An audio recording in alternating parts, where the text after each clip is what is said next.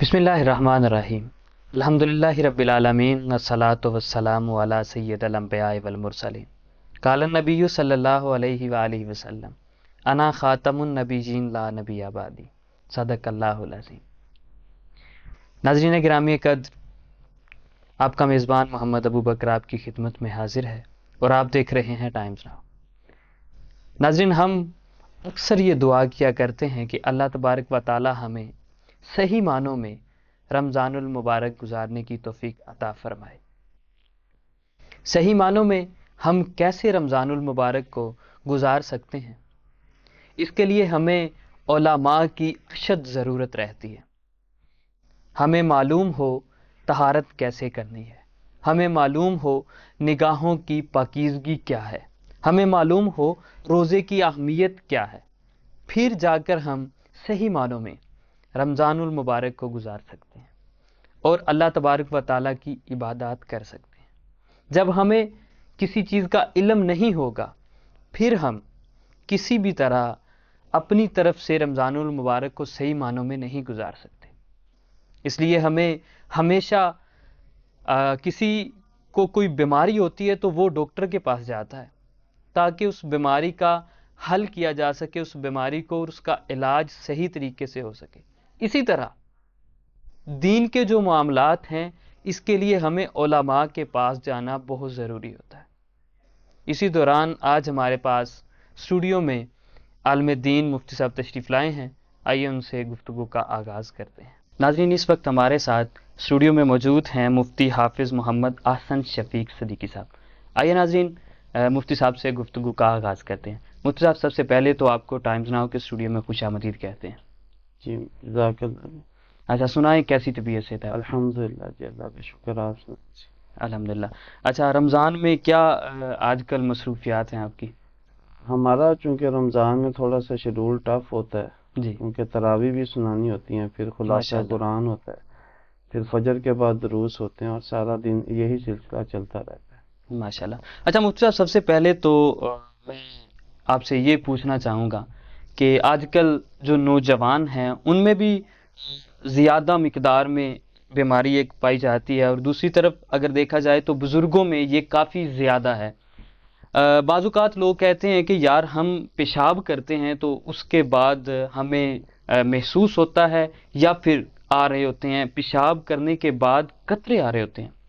تو اس حوالے سے کیا ان کی نماز شریعت کیا اجازت دیتی ہے، کیسے ان کو نماز ادا کرنی چاہیے یا عبادات کرنی چاہیے؟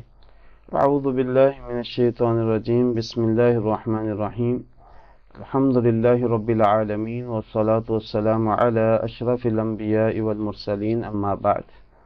یقیناً آپ نے بہت اہم سوال کیا ہے۔ اکثر لوگ ہم سے یہ بات پوچھتے ہیں، لیکن مسئلے کا علم نہ ہونے کی وجہ سے وہ بہت ساری نمازیں چھوڑ دیتے ہیں۔ جی، تو عربی زبان میں اس بیماری کو سلس البول کہتے ہیں، یعنی کہ پیشاب کے قطروں کا آنا۔ جی، تو اس کا یہ طریقہ کار ہے کہ جب آپ اچھے طریقے سے وضو کر لیں تو اس کے بعد اپنی ایک چلو پانی بھر کے اپنی شرمگاہ والی جگہ پہ پھینک دیں۔ اگر کوئی ہلکا پھلکا سا قطرہ نکلتا بھی ہے تو شریعت نے اس کے لیے اتنی گنجائش رکھی ہے، جس کا ایک قانون ہے شرعی لاء میں کہ الضرورات تبیح المحظورات، کہ ضرورت کے تحت اگر آپ کو کوئی چیز منع کی گئی ہے، یا کوئی بیماری ہے یا کوئی وجہ آ گئی ہے، تو اس کی بنا پہ آپ وہ کام کر سکتے ہیں، ضرورت کے تحت وہ جائز ہو جاتی ہے۔ تو یہ چونکہ بیماری ہے، شرعی عذر ہے، اس بنا پہ آپ وضو کر کے اچھے طریقے سے وہاں پانی ایک چلو ڈال لیں، اس کے بعد آپ نماز ادا کر لیں، تو انشاءاللہ العزیز اللہ کے ہاں وہ نماز مقبول ہے، قبول ہے، اس میں کوئی حرج والی بات نہیں۔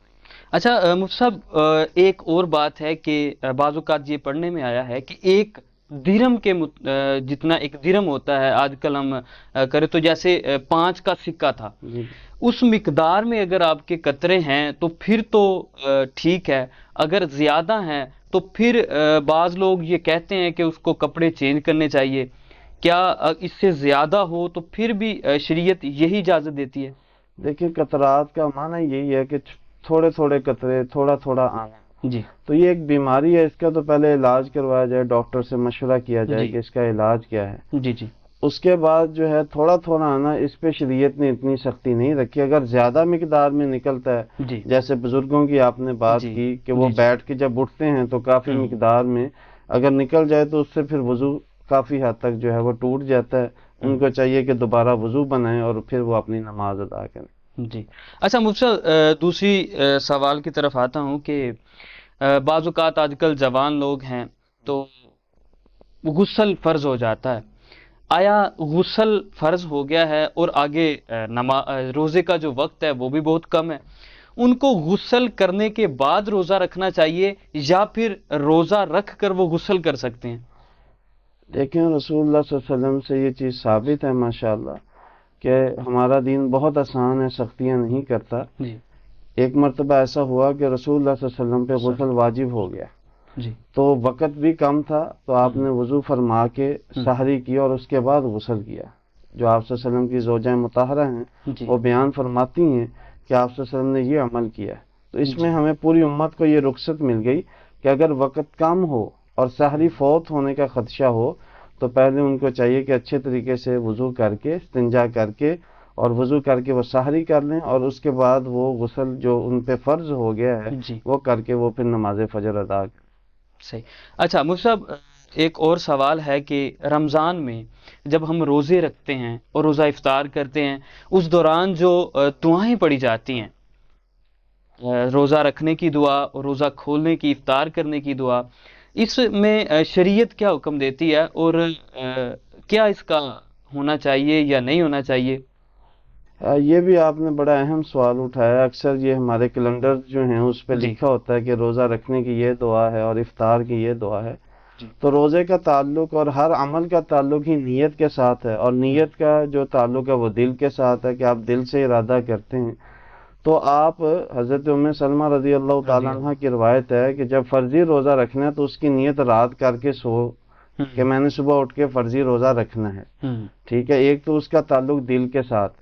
وہ جو دعا مشہور ہے وہ بھی سوم وَدِنَّوِيتُ مِن شَهْرِ رمضان. من شہری رمضان کے پورے مہینے کی میں نے ایک دفعہ ہی نیت کر لی ہے. جی یہ والے الفاظ جو ہیں وہ صحیح حدیث سے کہیں بھی ثابت نہیں ہیں. نہیں ہے.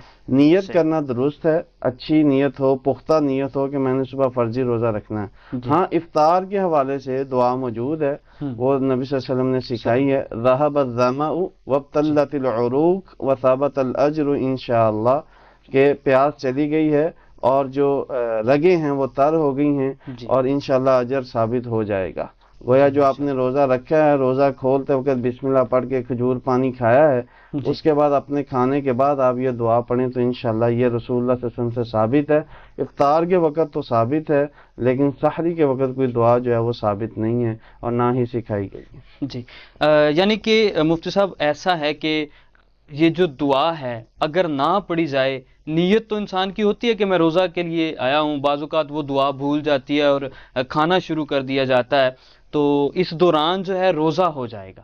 جی انشاءاللہ اس کا روزہ مکمل ہے، اور وہ نیت پختہ کرے اور فجر سے پہلے پہلے یعنی کہ سحری سے پہلے پہلے اس کی نیت ہونی ضروری ہے. جی ہاں یہاں پہ نفلی روزے کی ایک نیت کا فرق ہے کہ اگر آپ نے نفلی روزہ رکھنا ہے اور آپ نے رات نیت نہیں کی جی اور فجر کی نماز پڑھ لی ہے اور آپ نے زوال تک کچھ نہیں کھایا اور آپ کو کچھ کھانے کے لیے بھی نہیں ملا، یہاں آپ کو اس وقت کوئی ضرورت نہیں محسوس ہوئی اور آپ صبح سے بھوکے ہیں، تو زوال سے پہلے پہلے آپ نفلی روزے کی نیت کر سکتے ہیں. لیکن فرضی جو روزہ رمضان کا جی یا قضاء کا جو روزہ جو رمضان میں ہم نہیں رکھ پاتے، اس کے لیے نیت کرنا پہلے ضروری ہے.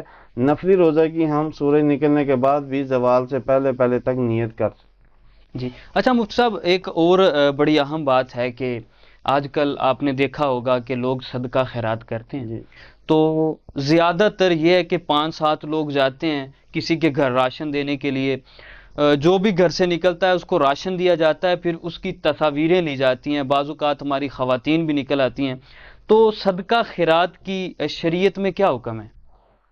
صدقے کے دونوں حکم شریعت میں موجود ہیں. جی الذین ینفقون فی السراء والضراء، کہ جو خرچ کرتا ہے تنگی میں اور خوشحالی میں، جی اور اسی طرح جو ہے ینفقون سرا وعلانیہ، جو چھپا کے کرتا ہے اور ظاہری طور پہ کرتا ہے، یہ دونوں طرح موجود ہیں۔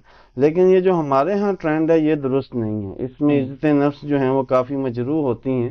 ہمارے جو ہیں سلف صالحین کا یہ معمول رہا ہے کہ وہ اس تک راشن یا اس کے لیے وہ جو چیز ضرورت کی تھی اس کے گھر تک پہنچ جاتی تھی، اور دینے والے کو بھی نہیں پتا کس کے گھر جا رہی ہے، اور لینے والے کو بھی نہیں پتا کہ کون پہنچا رہا ہے۔ اور حدیث میں آتا ہے کہ ان اللہ لا ينظر الى صورکم واموالکم ولیکن ينظر الى قلوبکم واعمالکم، اللہ تمہاری شکلیں اور مال نہیں دیکھتا، اللہ تمہارے دل اور اعمال دیکھتا ہے۔ تو ہمارے جو اعمال کا تعلق ہے وہ اللہ کے ساتھ ہے کہ اللہ کی خوشنودی حاصل کرنا ہے۔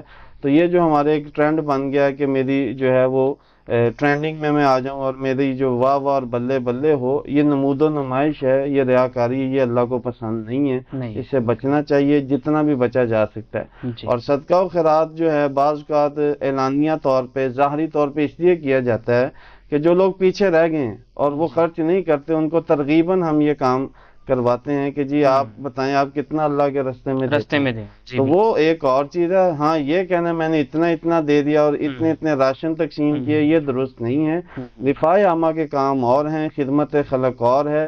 یہ جو آپ کے والا مسئلہ ہے نا، تصاویر بنانا اور گھروں میں جا کے وہ 500 اور 1000 کے نوٹ دینا، یہ شریعت نے اس کو اچھا نہیں سمجھا، یہ نمود و نمائش ہے، بچنا چاہیے۔ اگر مفتی صاحب کوئی بندہ کہتا ہے کہ یار میں اس لیے کر رہا ہوں کہ مجھے دیکھ کر دوسرے لوگوں کے دل میں بھی خدمت خلق کا شوق پیدا ہو، تو پھر کچھ لوگ کہتے ہیں کہ جائز ہے، کیا کہتے ہیں؟ جواز یہاں تک ہے نا کہ وہ پھر نمود و نمائش نہ ہو۔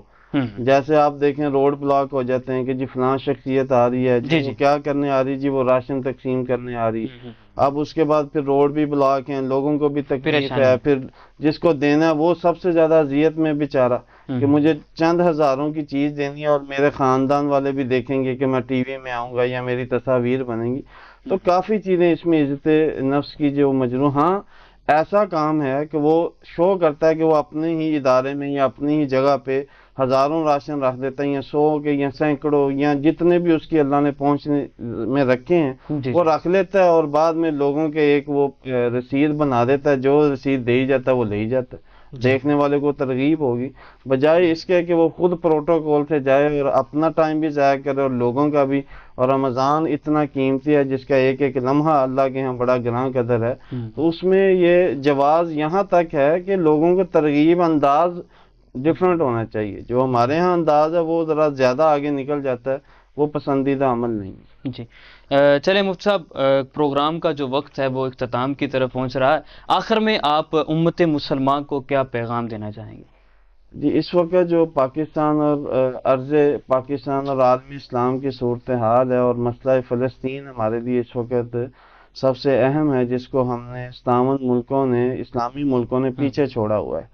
نبی صلی اللہ علیہ وسلم نے فرمایا کہ ایک مسلمان دوسرے مسلمان کا بھائی بھی ہے، اور اس طرح ہے کہ جب ایک مسلمان کے جسم کو کوئی تکلیف پہنچتی ہے تو اس کا پورا جسم ڈسٹرب ہو جاتا ہے اور پورا جسم تکلیف میں اور بے قراری میں اور مضطرب رہتا ہے۔ تو اس وقت عالم اسلام جو ہے اس میں ہمارا فلسطین ملک، اسلامی ملک، اور وہ بچے اور وہ مائیں اور وہ جوان جو اس دنیا سے رخصت ہو رہے ہیں، شہید ہو رہے ہیں، ان کے لیے ہمیں ہر حوالے سے سوچنا چاہیے، فکر کرنی چاہیے، اور اگر ہم کچھ بھی نہیں کر سکتے تو کم از کم اللہ رب العزت سے دعا کرنی چاہیے، اللہ تعالیٰ ان کا یہ اپنی بارگاہ میں جانا آنا قبول فرما لے۔ اور سب سے بڑھ کر جو ہم روزہ رکھ رہے ہیں وہ ہمیں یہ سکھاتا ہے، جو 13-14 گھنٹے ہم بھوک اور پیاس میں رہتے ہیں، وہ ہمیں یہ غم خواری ہی سکھا رہا ہے کہ ہمارا جب ہم خود بھوکے ہوتے ہیں کیا کیفیت ہوتی ہے، اور وہ بیچارے جو کئی دنوں کے اور کئی مہینوں کے جو ہیں وہ بھوکے اور پیاسے ہیں، ان کی کیفیت اور ان کا انداز اور ان کی زندگی کس حال میں گزر رہی ہوگی۔ اللہ تعالیٰ سے دعا کرتے ہیں اللہ تعالیٰ عالم اسلام مسلمانوں پہ اپنی خاص رحمت اور فضل فرمائے۔ والسلام علیکم ورحمۃ اللہ وبرکاتہ۔ جی مفتی صاحب بہت شکریہ آپ کا، آپ نے اپنے قیمتی وقت سے ہمیں چند گھڑیاں عنایت کی۔ جی تو ناظرین، پروگرام کا وقت ختم ہوا چاہتا ہے، اللہ تبارک و تعالیٰ سے دعا ہے اللہ تعالیٰ ہمیں صحیح معنوں میں رمضان المبارک گزارنے کی توفیق عطا فرمائے، اور اسی طرح اللہ تعالیٰ سے دعا ہے اللہ تعالیٰ فلسطین کے مسلمانوں پر اپنا خصوصی رحم فرمائے۔ اس کے ساتھ ہی اپنے میزبان محمد ابو بکر کو دیجیے اجازت اور دیکھتے رہیے ٹائمز ناؤ۔ اللہ نگہبان۔